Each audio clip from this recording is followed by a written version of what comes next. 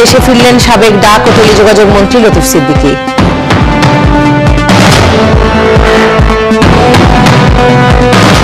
অধ্যাপক শফিউল হত্যাকাণ্ডের মূল পরিকল্পনাকারী সহ 6 জনকে আটকের দাবি করেছে র্যাব। মোহাম্মদ আরিফুল ইসলাম মানিক, যাকে আমরা এখানে গ্রেপ্তার করেছি, সামরিকভাবে 3 জন মিলেই এই শিক্ষককে হত্যার পরিকল্পনা করা হয়। জেএমবির নারী শাখার প্রধান সহ 4 জন রিমান্ডে।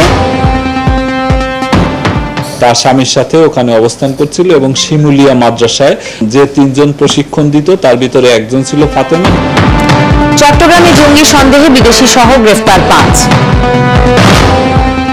প্রাথমিক সমাপনীতে বসেছে 31 লাখ শিক্ষার্থী। পরীক্ষার সময় হরতাল না দিতে সব পক্ষের আহ্বান। তারা যেন এই সময়টার মধ্যে কোনো পরীক্ষা বিঘ্ন ঘটে এমন কোনো কর্মসূচি না দেন। টাইগারদের জয়ের ধারায় বাদ স্বাধীন জিম্বাবুয়ে, সিরিজে 2-0 লিডে বাংলাদেশ।